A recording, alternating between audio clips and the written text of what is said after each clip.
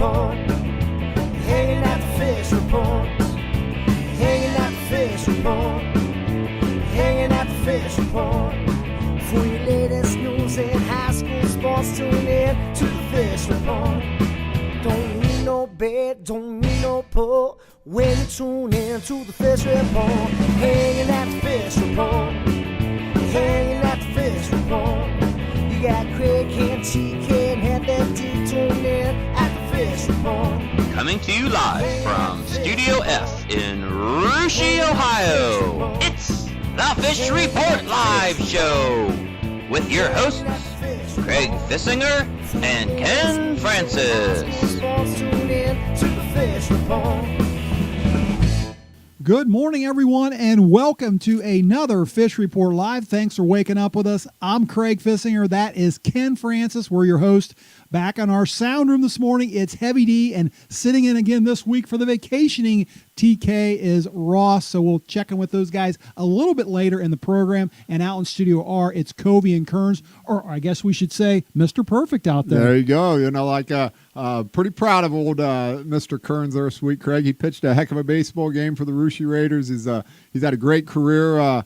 Fine, tall left-hander on the mound, Craig. There's nothing wrong with a good left-hander on the mound, I can tell you that. So, no, he did. He was Mr. Perfect through a great game. So, congratulations to Daniel Kearns out there, Russia Raiders. Yeah, we'll ask him a little bit about his game here coming up in just a few minutes. But a lot of fun tonight, an action-packed show. We're going to talk some baseball over in the MAC, aren't we? Yeah, we are, Craig. We're going to talk some MAC baseball. We're going to review some standings in that. In the MAC, we're going to talk some softball in the Shelby County League, some track and field. We're going to cover it all tonight, Craig, covering all the spring sports. It's hard to believe, Craig, but, we're winding down. We're starting to get into the tournament field. You know, the tournament draw is just a couple weeks away, and, the league standings are all taking shape. So a lot of good stuff going on, Craig. It's Easter weekend ahead of us, and, we've got a big interview, and we're really looking forward to talking to the successful head coach of the Coldwater Cavaliers, Brian Harlamert.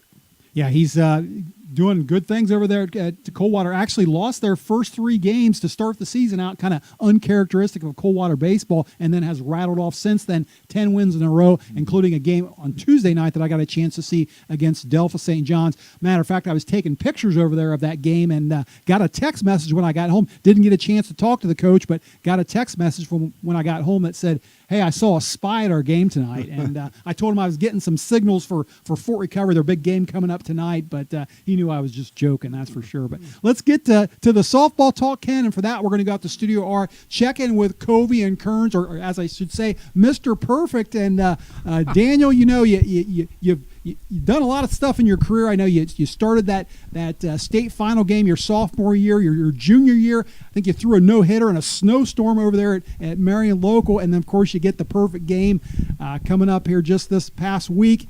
So now that you've done it, what's the secret to throwing a perfect game? Tell us. Well, actually, my junior year, that wasn't a no-hitter. I just got that strikeout record. But that's what it was. Yeah. I think they had I don't even know how many hits. I don't remember. It's too cold. But anyways, just having a good team behind me. They made plays. They were perfect as well. We all were perfect. We got 21 up, 21 down.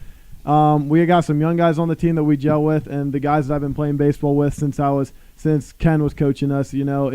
It's fun being out there with those guys, and we just have a good time. They kept me loose on the mound, and I was just doing my thing, and they were behind me every pitch and every out, and without them, I couldn't have really done it. And shout out to Aiden Shappy for the diving catch. I about lost it there, but he laid it out on the line for me, and he came up perfect with it. So, yeah.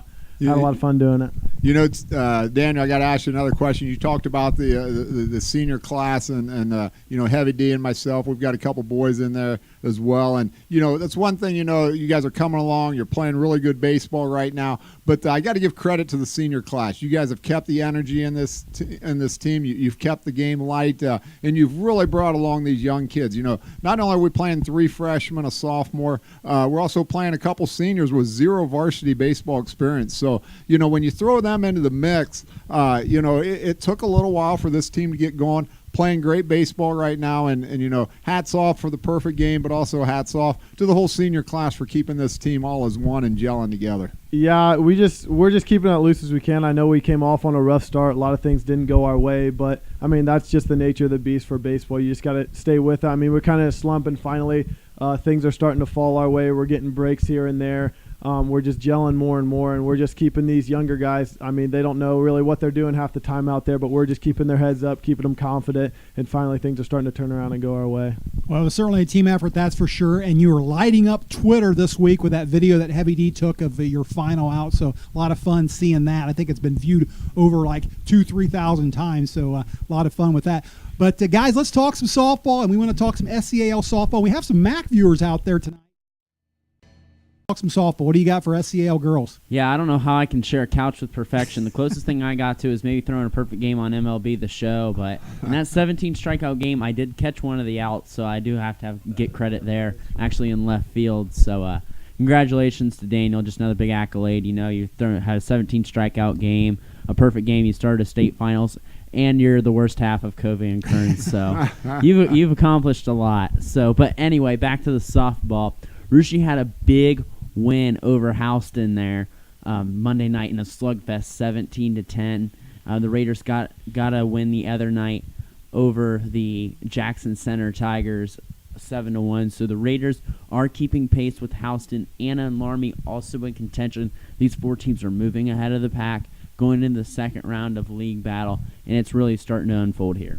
Yeah, I got to catch actually a little of that Houston-Russia game. When we were walking over from our game, I really wasn't expecting the score to be. I think when we got over there, it was like 16-9 or something. So, I mean, I was definitely caught off guard. Probably a lot of the people watching the game were caught off guard, but definitely a nice game for the Raiders, a huge pickup, a huge confidence booster, and they'll definitely take that into the second round of pool play with the Shelby County League.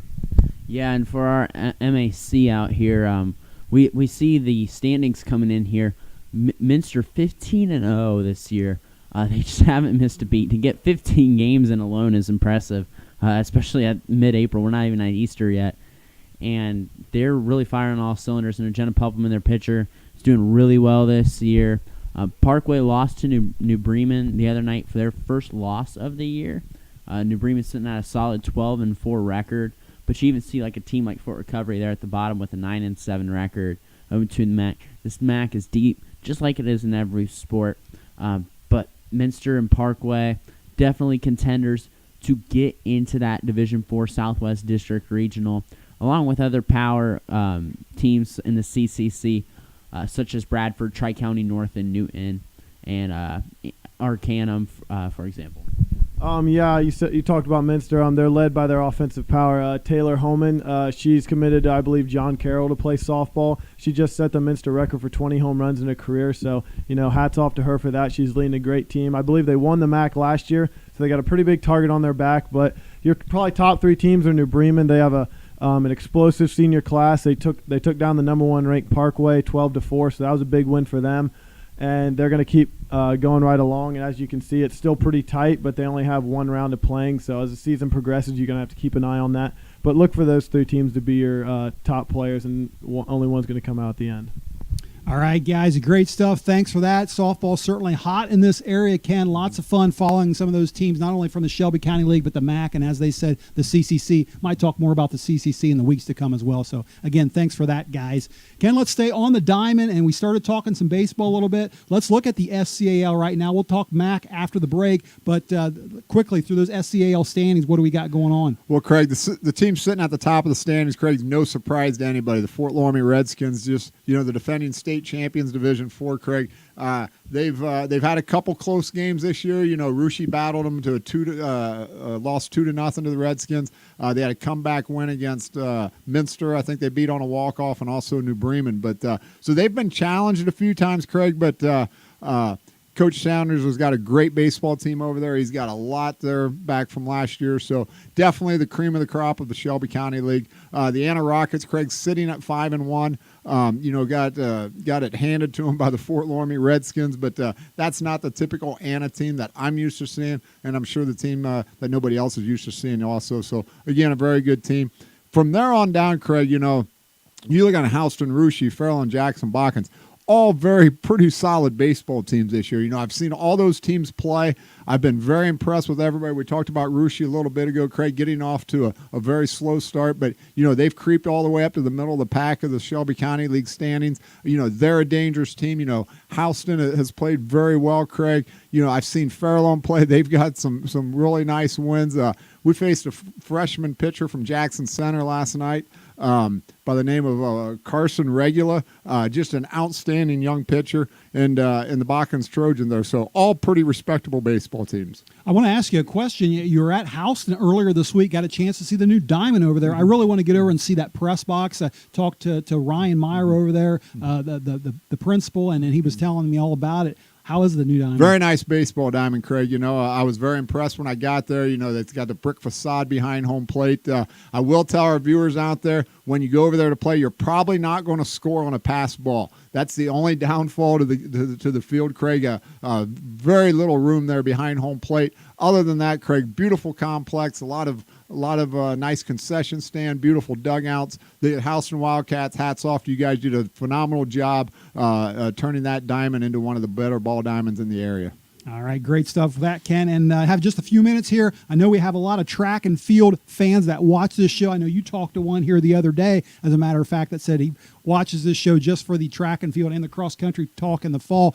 But real quickly, I got a chance to go to the Minster Invitation. I know you've been there many times in the past. Got a chance to do that this past weekend. Usually kind of some crappy weather, to say the least, in the past. But it was beautiful this Saturday. I was really looking forward to seeing the Fort Laramie Redskins. We talked about them in baseball and a little bit here just a second ago. But, hadn't had a chance to see them yet this year. And I was actually, to be honest with you, I was looking forward to seeing the girls more than the boys. But the boys are the ones that impressed me the most after going to that meet. They actually went home with the first place hardware. The girls got second to Minster, no surprise there. But the boys, we talked about this a couple shows ago, but this is a senior-led team, and seniors Jake Raithman and Joe Ballas in the distance events. Jake won the 1,600, the 3,200 on Saturday. Joe won the 800. They were on a winning 4x8 relay team. But not only that, they have Colin Dietrich as a thrower for him. He won in the shot put, and then a pole vaulter of there, Charles Ray, that won in that event. They also have some underclassmen that are very good, but make no mistake, this is a senior-led team, and they're going to be very good in the postseason. Now, they're going to be challenged in the league against Anna, and Anna, of course, is Division II, so they won't see them after the league meet, but I think they'll be challenged by Anna at the league meet. That's going to be very interesting to watch that. But Anna, again, a Division II team. Now, I talked to Coach Stewart earlier this week. He tells me that next year they'll go back to Division III. The numbers are already figured for this fall in cross country. He thinks the same will happen in track. But I'm going to be watching those Redskins in the postseason. And then on the girls' side, wanted to really see Kennedy Gephardt. She's their star over there. She was the SCAL Track Star of the Year, whatever you want to call that, last year. My sources over there tell me she's been nursing a turf toe, so she's really good in the 100 and the 400. Didn't run that on Saturday. Did run the 200. She won that. I was also on a couple relays, but my sources tell me that, getting out of the blocks is kind of tough with a turf toe, so she did do that in the 200. But I think Coach Raspman kind of nursing that over there a little bit, making sure she doesn't do too much too early. And then real quickly, I know we got a lot of Russia Raider viewers out there in track.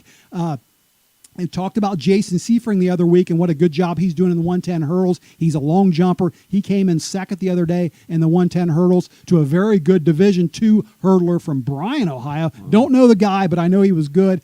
Jason got second to him. And then there's another junior that I know you know very well, and he's a guy by the name of Mason Dayport. Actually came over from the baseball team, got started on track a little bit late this year. I don't think he actually has ran track since his junior high days, probably.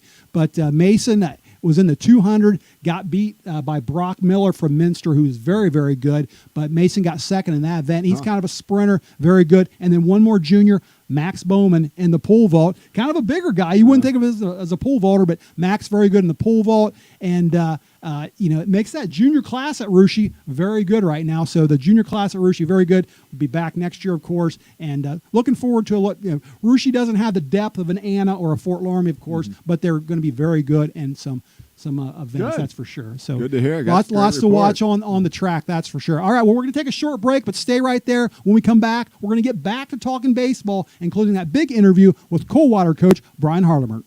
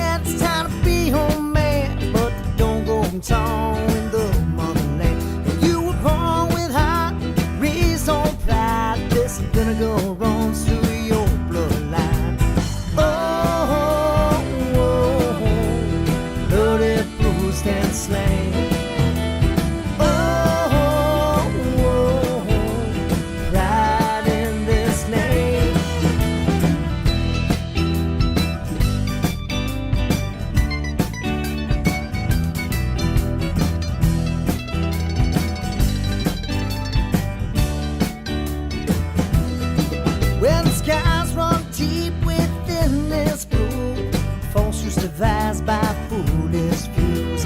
Religious divide among those may create civil war on my family. Oh, oh, oh, hurt and bruised and slain. Oh, oh, oh, pride in this name.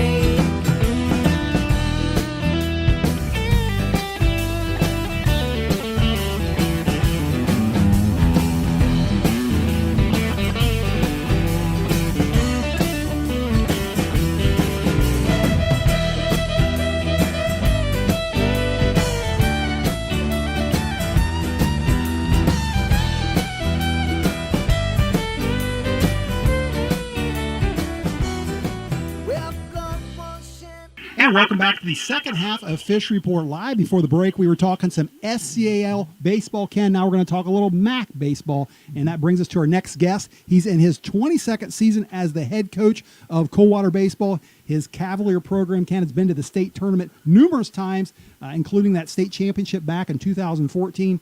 Our next guest is also a 2013 inductee into the University of Dayton Hall of Fame. We welcome to the program now Brian Harlamert. Coach, thanks for joining us on Fish Report Live. Well, thanks for inviting me on. It's a privilege for me to talk to you guys in that area and talk about core baseball. Thanks. Appreciate it. Well, we were talking at the top of the show about kind of the rough start you got off to this season, losing your first 3 games. But since then, Coach, you've reeled off 10 in a row. You're sitting at 10-3 overall, 4-0 in the MAC, which, of course, puts you in first place. What changed after those first 3 games?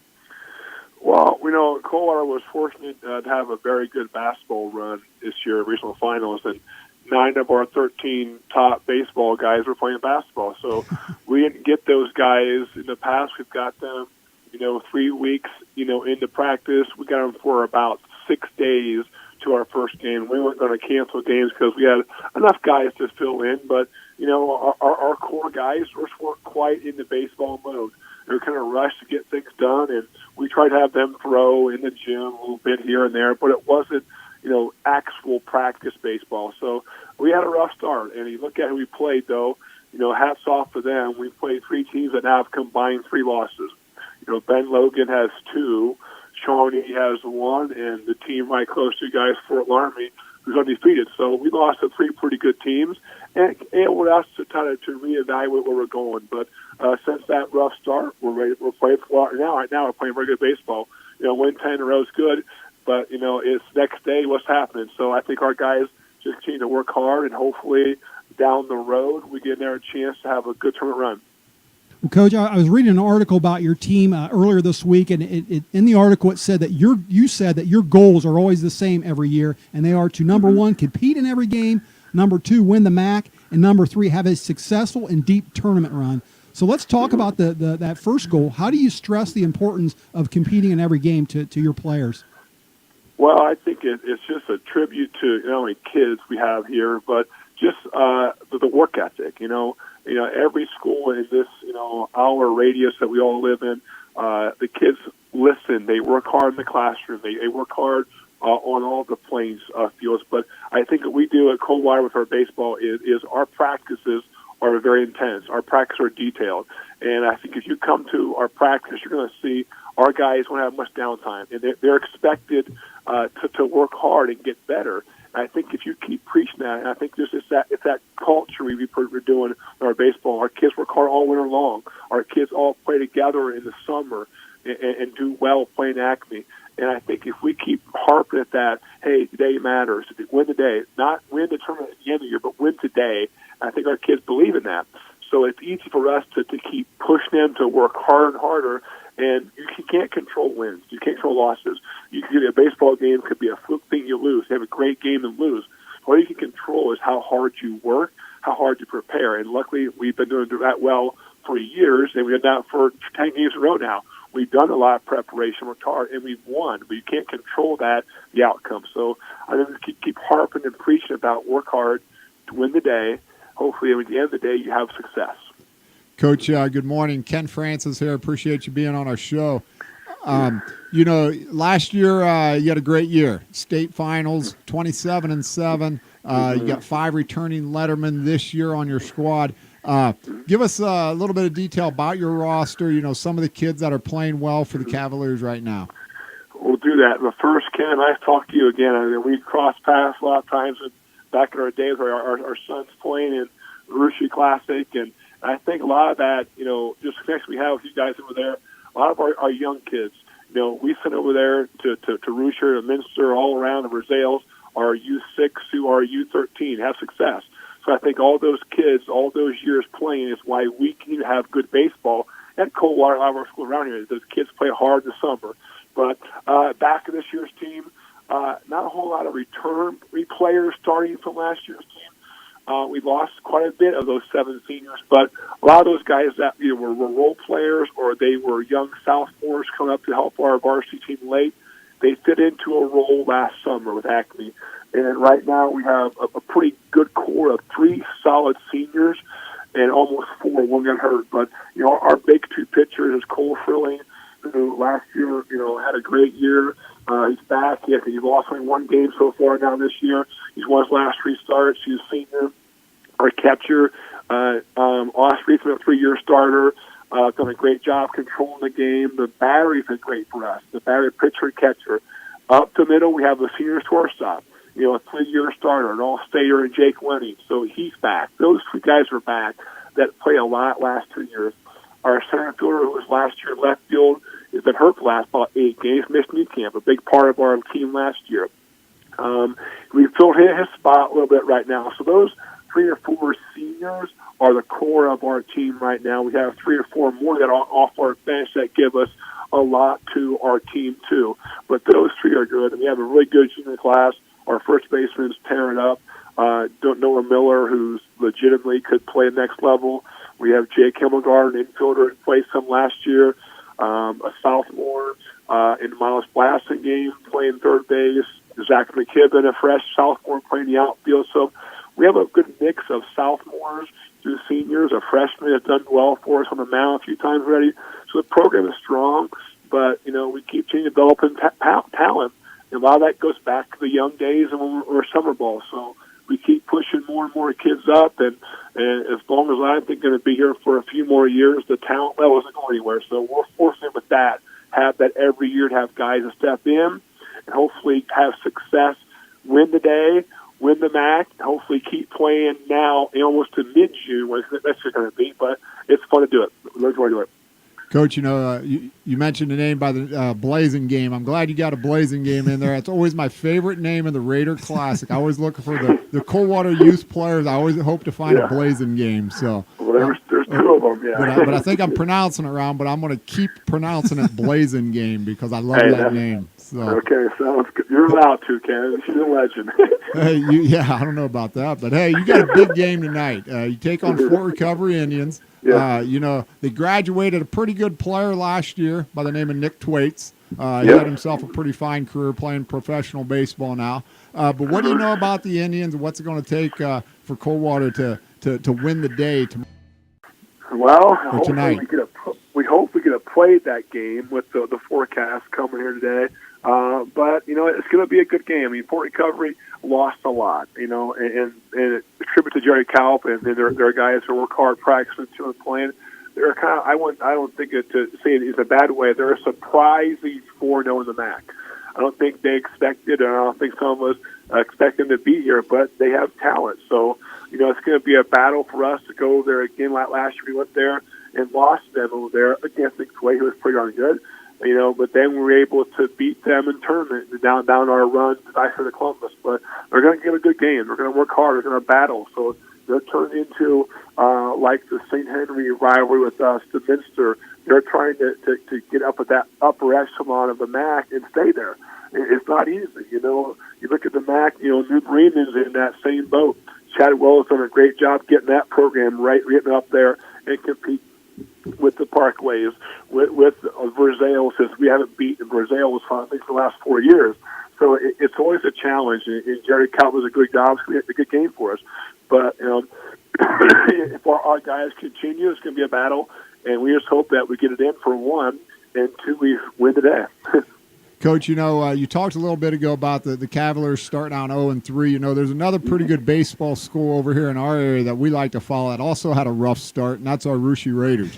We went over to Coldwater, and our kids started out rough, but they're playing a lot of freshmen. We're playing a young sophomore. We're playing no juniors, and a handful of seniors, of which a few of them have zero varsity experience. But we've turned it around. We've won 5 of our last 6. A little bit like you guys, how can you relate that baseball is such an interesting game that on any day anybody can really beat anybody, and it's how you're playing towards the end of the season that really counts? It does, I some people say when I go, you're 0-3. That's what happened. You guys know that. I said we'd rather win 7 in a row at the end of the year and lose 3 in a row. Who cares at the beginning of the year? So you gotta continue to get better. And any given day, you're right. One pitcher can dominate. You have a guy that has a great game, or you play a team that the wind's blowing in. It's been a kind of a great, luckily a nice spring thus far with weather. But we've had some games against him. They're a great team. They're very good, and the wind was blowing in. Just the other night, New Bremen's playing Parkway, but the wind's blowing in. So a kid like the Outlet kid, New Bremen, is able to totally shut down his offense. So a one good player any given day, one good pitcher can beat the better team on paper. So it really isn't, in baseball it's hard to win.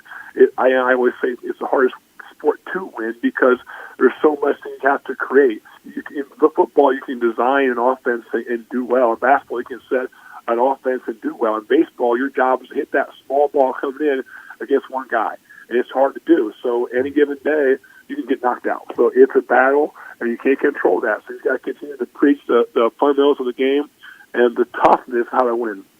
Coach, real quick, there was a book release over there in Coldwater Nation just recently called "Everyone Counts," written by the famous coach over there, Coach Lee Brunswick. What can you tell us about the book? Have you had a chance to read it yet? Were you there for the signing? And give our listeners a little bit of information on that. Well, there is a lot out there. Unfortunately, we were out of town on the book signing just this past weekend, but seen the book a little bit, haven't read all of it. I know I talked to the whole family, a great family, with Jane. How Jane is one of the coaches I helped get going. That's Lou's oldest daughter, and she, talked a lot of us ex-players and coaches back a couple of years ago, and we all kind of sent some stuff in, and she keeps telling me, I haven't saw it yet. I said, well, my quote, the stuff is in there. I haven't seen it, but Lou's he's so-called the general. He's still he comes out a lot of our games in the summer, in the spring he walks out, but he's still considered. All of our coaching staff calls him the boss, the general. He's still a guy we all look up to, and Tom helps our summer team, and Jeff's around, Mark's around. It's just, it's a great tribute to a person who gave a lot of his time, not just to Coldwater, but the sport of baseball. He helped St. Henry. He's from St. Henry. He's helped the Mariners. He's helped various people and Defiance all over this area and gave so much of his time and knowledge to baseball. And I think that's just a true of him that not one of his last things. His book could be a great thing for him. And we had a big ceremony for him last summer. We retired his number. He wore number 1, and very few people in the past have worn number 1. We had some kids that were wearing it last 2 years. We said, hey, this number's getting retired because there's no one ever going to be able to live up and wear this besides Blooper or the general. So we're able to just kind of enjoy that, and hopefully the book is a great success. But more or less, it's just a way for Lou to express a lot of his thoughts over the many years of being around baseball and people. So it's a great person. Hey, Coach, we'll just have time for one more question, but I couldn't let you go without asking about this. Back in February, the OHSA announced that they were moving the state tournament from Huntington Park there in Columbus, which is where it's been since 2009, up to Akron this year, Canal Park up in Akron, due to a scheduling conflict, I believe, with the Columbus Clippers. What do you know about Canal Park at all? I just wanted to get your opinion on that change. Well, I don't think too many people are going to complain if they're going to go play there. And we're not going to complain. Yeah, you got to go a little farther, but you're going from AAA to AA of the Indians. The park's going to be beautiful. It's going to be, a great situation. OSA will do a great job running it. So, for us, have to drive up the next couple hours, who cares? Just if you get a chance to play in the state Final Four, I don't think anybody's going to complain over where you're playing at and the distance you have to travel. So, and I think our fans will still go. You know, the bottom line is, if you want to go, it's a chance to go watch a good team and good baseball. But looking forward to hopefully the chance in mid-June to make that drive and see how the park looks, how it plays, and see if we can come home with number 7 here in Coldwater. Coach, that's great stuff. You know, we thank you for being on our show with us this morning. Us over here in Russia, too, I'd gladly make the drive to Akron in the middle of June. Not a problem at all. So that's right. But, you know, good luck to you guys the rest of the season. And, you know, we always enjoy watching your team and we'll hopefully see you over the summer over here at the Raider Classic. Well, thanks, Ken, and to you and Craig, too, for coming over here Saturday night, doing a little scouting and doing a little spying on the Coldwater baseball. I've seen you over there at the camera, but you guys do a great job, and even that's over in Edwards County, you like following your fish report, and thanks for having me on. Appreciate it. Take care. Thanks, Coach. All right, that was the head coach of the Coldwater Cavaliers, Brian Harlamert. And Ken, it's been a couple of years since we talked to him on this show, but we should have him on more often. Good Absolutely, guy. I agree. Great guy. I always enjoyed talking to him. I wanted to talk to him when we were over at Coldwater earlier this year, but I didn't get a chance to. But I'm sure I'll see him at the Raider Classic. All right, let's get back to the sound room. I think we're running over. Guys, the network might be a little bit mad at us for going over, but that's okay. That's all right. I think we pay the bills for this network anyway, don't we? Yeah, we do. Sure. All right. Well, Ross, I think we're gonna let you off the hook again this week as far as picking a star of the week. Of course, we talked to Mr. Perfect a little earlier in the show, so he's probably a pretty good candidate for that. But Heavy D, anything in the mailbag this week? Yeah, dear Heavy, tell me something amazing. All right, so last night I saw a stat: Joey Votto, National League MVP in 2010, future Hall of Famer guaranteed, has over 6,800 career at-bats, and for the first time in his career, he popped up to the first baseman. First time? The first time in over 6,800 at-bats as a left-hander, popped up to the first baseman. Wow, that's amazing. Where did you stat. see that at? Twitter? Oh, it's on the internet. It must be true. Yeah. Boy, Sure. you're gonna have to send me that link because I can't hardly buy that. First time he's popped up. The guy pops to the up. first base. The guy First pops base. up on average probably 5 times a year. Wow. True fact. That's a good hitter. Well, when That's a you're good making, hitter. what's he make about $100 a bank. game or something? Making like bank. that? Yeah. Yeah, I guess you probably shouldn't with that kind of money. All right, great stuff, guys. Thanks for that. And with that, it's going to wrap up our show. Do want to say special thanks to Coach Harlamert for joining us. Ken and I and the crew, I think we're all going to be back again here next week. Same time, same place. Until then, have a great day and have a great Easter, everyone. Hanging at the fish report. Hanging at the fish report. Hanging at the fish report. Hanging at the fish report. For your latest news in high school sports, tune in to the fish report. Don't need no bed, don't need no pull. When you tune in to the fish report. Hanging at the fish report.